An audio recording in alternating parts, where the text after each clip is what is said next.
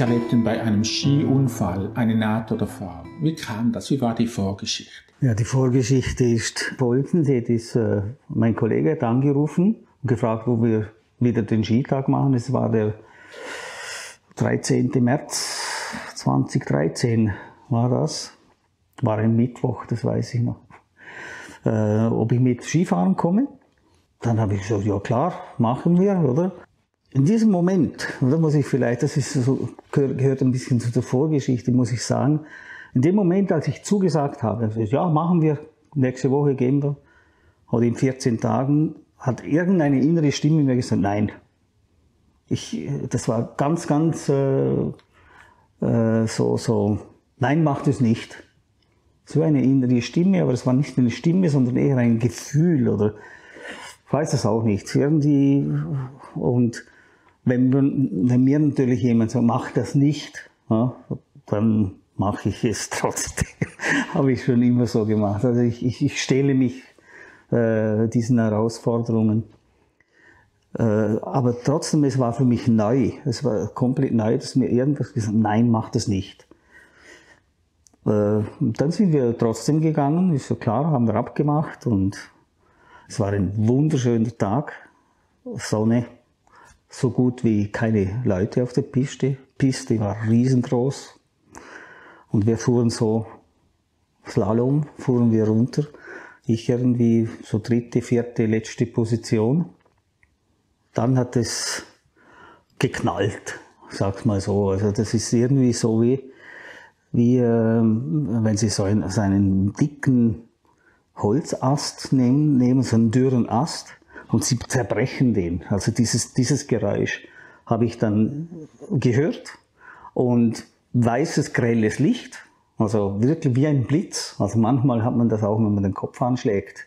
So, dann sieht man die Sternchen, sagt man, aber das war wirklich ein helles Licht und dann war ich weg. Also dann, und passiert ist es folgendermaßen, ich war so dritte oder viertletzte Position und wir haben so diese Schlangenlinien gefahren. Und als es der Knall getan hat, das war ein Snowboarder, war das, der mit unglaublicher Geschwindigkeit gekommen sein musste, also kam er auch. Er ist so schnell gekommen, dass er nicht mal umgefallen ist, sondern ich bin einfach etwa 5 Meter geflogen. Also nach den Recherchen war ich etwa 3 Meter in der Luft und dann nochmal etwa 2 Meter, bis ich auf dem Rücken liegen geblieben bin. Wie erlebten Sie die Nahtoderfahrung? Also in diesem Moment, als dieser Knall passierte, dann ging einen Moment lang nichts. Also dieses helle Licht ist irgendwie so wie ein Ausschalter, sage ich jetzt mal, für das ganze System. Tatsache ist, dass diesen Moment, wo dieser Knall stattgefunden hat, war ein Gefühl von Wertlosigkeit, also es war keine Wertigkeit mehr da. Ich habe mich selbst gesehen, da unten liegen, dann eine Frau, die ist rechts von mir, hat mich da irgendwie, ja, ich weiß nicht, wollte die mich da wiederbeleben oder was es war. Die hatte eine orange Skijacke und so schwarze Handschuhe mit orangen Streifen. Da konnte ich eigentlich alles sehen. Also ich habe ja auch gesehen, wer da sonst noch da gestanden ist. Irgendwie war ich einfach etwa, ich sag mal, 5 bis 8 Meter weg. Also da, wo es diesen Knall gegeben hat und dieses Blitz, dieses helle Licht gekommen ist, da habe ich mich selbst irgendwie einfach gesehen. Und das war ein unglaubliches Gefühl. Also es war nicht kalt, es war nicht warm, es ist einfach, man ist so wie, ja, ich sag mal, die Seele ist weg. Also die Seele bleibt da irgendwie und da vorne liegt irgendwo der Körper. Ja, also, aber das ist so ein unglaubliches Gefühl. Schön. Ich sage es einfach so, es ist einfach ein wunderschönes Gefühl. das beinahe süchtig machen könnte. Ich habe dann das später, das erzähle ich dann später, aber später wollte ich diesen Zustand wieder versuchen zu erreichen über Hypnose, Meditationstechniken und so. Ja, dann müssen laut von den Recherchen etwa 30, 35 Sekunden vergangen sein. Und dann gab es wieder so einen Blitz. Also irgendwie eine innere Stimme sagte, das kann es noch nicht gewesen sein. Also das kann es noch nicht sein. Dann kam wieder so ein Blitz, ganz ein heller Lichtblitz. Und dann habe ich zuerst eingeatmet. Das habe ich dann gespürt. Also die Atmung hat wieder begonnen zu funktionieren. Aber das war nur dieses Einatmen. Und dann habe ich gemerkt, wie das das System langsam, also nicht langsam, sondern relativ schnell so durchging. Also einfach diese ganze Koordination von Nerven, vom Spüren und so. Dann habe ich Füße und Hände bewegt, das funktionierte. Und dann habe ich mich umgedreht nach hinten, und ich hatte den Helm noch an, habe ich mich so nach hinten umgedreht und habe gleichzeitig gesagt, wo kommst du denn her? Und das haben wir erst später dann bei diesen Auswertungsgesprächen und Hergang und so festgestellt, wo man mich gefragt hat, ja, du konntest den ja gar nicht sehen, weil ich lieg da mit Blickrichtung da, habe den Helm an und der steht da hinten links. Und ja, klar habe ich den gesehen. Ich wusste auch, dass es der war, der mich da abgeschossen hat auf der Piste. Und der hat dann auch die Rettung gerufen da, das muss ich sagen, der hat sich da sehr vorbildlich verhalten. Also ein junger Kerl, der war auch etwa 1,85 Meter groß und hatte so 80 Kilo. Oder? Und ich mit meinen 67 Kilo bin natürlich verflogen. Ja gut, und dann bin ich da gelegen und wollte mich dann aufrichten und dann begannen die ganzen Schmerzen. Rücken, Bauch, Kopf, trockenes Mund. Also dann ging diese ganze Angstgeschichte, sage ich jetzt mal, ging da los. Versuchte dann aufzustehen, man hat mir geholfen aufzustehen, bin dann vielleicht 2 Meter gelaufen und wieder auf die Knie, habe den Schnee, weil ich so einen trockenen Mund gehabt habe, habe ich Schnee genommen, aber habe den gar nicht gespürt. Dann ist dann die Rettung gekommen, also mit so einem Schneemobil. Dann wollten sie mich auf dieses Schneemobil und mit runter, weil ich habe ja nichts gebrochen von dem.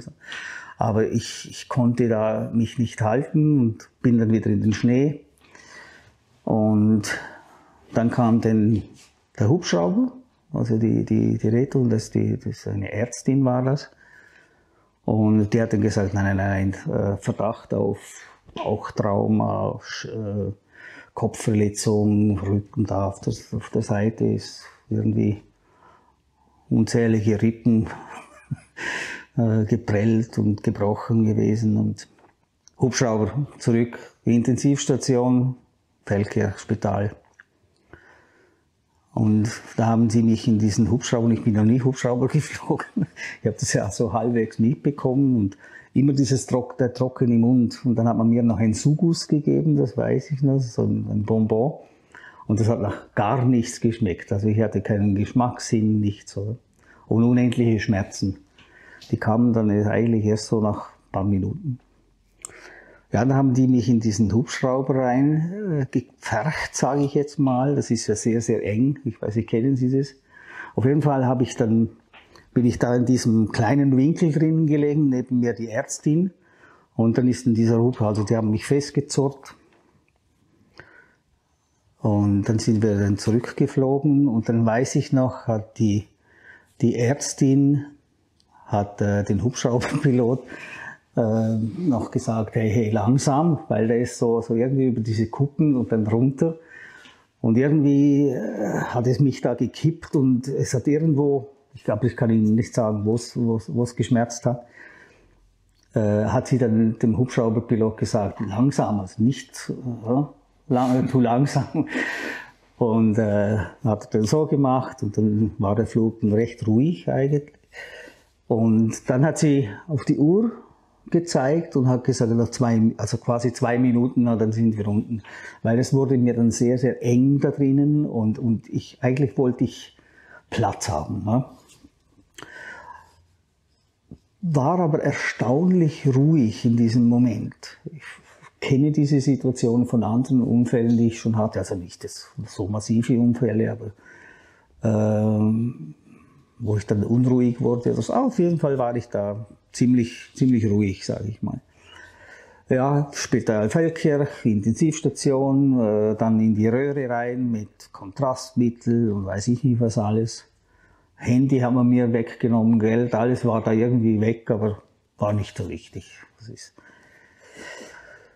Und ja, dann bin ich 3 Tage intensiv gelegen. Da mit, Kopfverletzungen, also so, wie sagen wir, Hirnerschütterungen oder so. Und eben diese ganze Rippengeschichte, konnte praktisch kaum atmen, weil das Ganze so schmerzte. Habe ich dann auch Schmerzmittel bekommen. Dann ging es dann ein bisschen besser.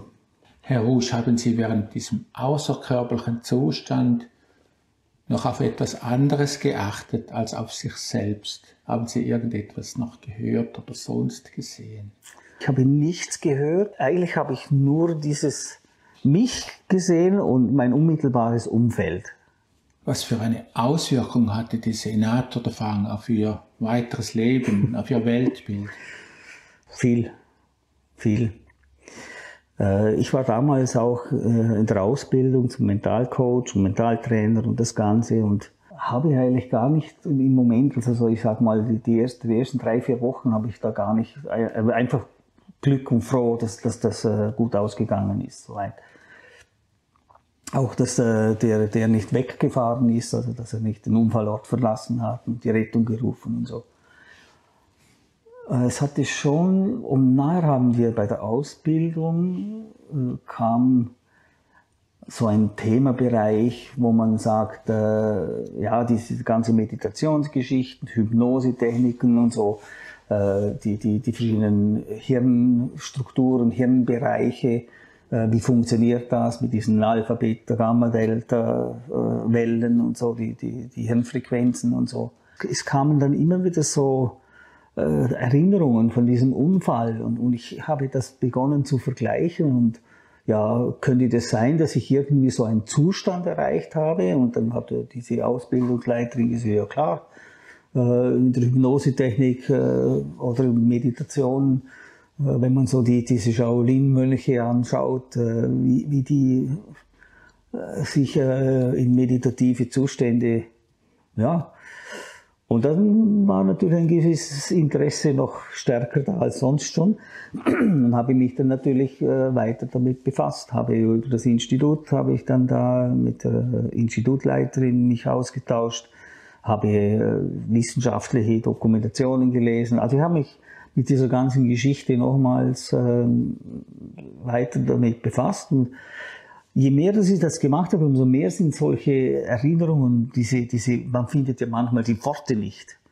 Ja, und so habe ich dann dieser ganzen Geschichte auch diese Bedeutung geben können und diese, ich sage mal auch eine gewisse Wertschätzung gegenüber diesem Zustand, weil an diesen Zustand kann ich mich sehr gut erinnern. Also wirklich, kommt Wärme, wenn ich daran denke. Ja, es hatte dann schon noch mehr Auswirkungen, weil die Institutleiterin, die hat sich dann auch begonnen für mich zu interessieren und man hat es auch begonnen zu thematisieren. Und ich bin da sehr kritisch, also ich glaube da noch nicht jedem das, was er sagt und möchte das auch für mich abchecken, dass das auch für mich persönlich dann zusammenstimmt und glaubwürdig wird. Nur das, was ich erlebt habe, das ist für mich glaubwürdig. Also da gibt es keine Zweifel, oder? Und dieses Gefühl wollte ich natürlich über die Meditationstechniken und Hypnosetechniken wieder nach vorne holen. Und merkte dann auch, also ich habe das auch gemacht und habe auch wirklich trainiert und es gab da solche Momente, wo, wenn ich das möchte, ich glaube, das könnte man hinkriegen, aber das ist so diese Kippe. Möchte ich das wirklich? Weil ich muss ja wieder zurück.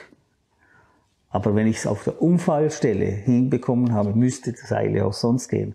Also merken Sie vielleicht, diese Gedankenspiele haben für mich natürlich sehr, sehr viel verändert auch. Also ich habe mich selbst irgendwo verändert durch das, dass ich einfach immer mehr offene Fragen gehabt habe. Und die wollte ich, diesen Hunger wollte ich stillen und habe so, ich sag mal, 6, 8 Monate gebraucht, um das Ganze auch wirklich zu realisieren, was das ist mir passiert. Wie konnte ich das überhaupt sehen, dass der hinter mir steht? Weil das ist nicht möglich, war nicht möglich sonst. Ja? Könnte man sagen, dass diese Erfahrung Sie etwas offener gemacht hat für gewisse spirituelle Themen? Ja, auf jeden Fall, ja. Also das, was ich bis jetzt erzählt habe, das sind so die ersten 8 bis 12 Monate nach diesem Unfall gewesen. Also dieser Prozess, diese Aufarbeitung und Verarbeitung auch, das Bewusstwerden, was da eigentlich passiert ist, das hat mir schon natürlich viele Dinge, für viele Dinge habe ich Antworten gefunden, ohne dass ich da jetzt irgendwie andere Sachen musste nachfragen oder so. Also ich habe das auch auf dem wissenschaftlichen Standpunkt aus betrachtet, was ist da passiert, und da gibt es auch wissenschaftliche Erklärungen bis zu einem gewissen Punkt, und nachher ist es einfach nicht mehr nachweisbar. Also man kann es nicht irgendwie, noch nicht, sage ich jetzt mal, beweisen. Wie weit das jetzt die Forschung ist, weiß ich im Moment nicht, weil für mich habe ich mir meine Antworten dann gefunden und die waren okay. Es gab viele Dinge, die ich automatisch nachher besser nutzen konnte. Also Verständnis gegenüber Mitmenschen, Rücksichtnahme. Es war einfach, ich habe mehr zugehört. Haben Sie noch Angst vor dem Sterben? Nee. Ich glaube, das war auch so eine Frage. Das Leben macht manchmal mehr Angst als der Tod. Aber ich denke, über den Tod hat man natürlich auch nachgedacht, weil das ist ja diese Schwelle. Also irgendwas hat er mir gesagt, noch nicht. Ja? Und das war nicht mein Bewusstsein, ja? wo das gesagt hat. Also muss ich sagen, nein. Herr Rusch, herzlichen Dank für das Gespräch. Bitte, gerne.